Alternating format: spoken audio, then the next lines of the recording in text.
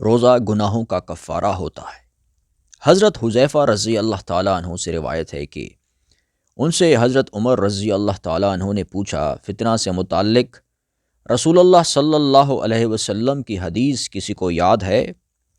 حضرت حذیفہ رضی اللہ تعالیٰ عنہ نے بیان کیا کہ میں نے سنا ہے آپ صلی اللہ علیہ وسلم نے فرمایا تھا کہ انسان کے لیے اس کے بال بچے، اس کا مال اور اس کے پڑوسی فتنہ ہیں، یعنی آزمائش اور امتحان ہیں، جس کا کفارہ نماز، روزہ اور صدقہ بن جاتا ہے۔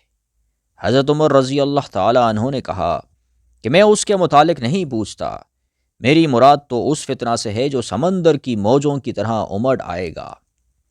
اس پر حضرت حذیفہ رضی اللہ تعالیٰ عنہ نے کہا کہ آپ کے اور اس فتنہ کے درمیان ایک بند دروازہ ہے، یعنی آپ کے دور میں وہ فتنہ شروع نہیں ہوگا۔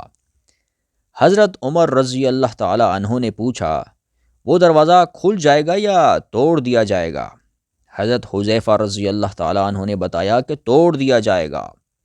حضرت عمر رضی اللہ تعالیٰ عنہ نے فرمایا کہ پھر تو قیامت تک کبھی بند نہ ہو پائے گا۔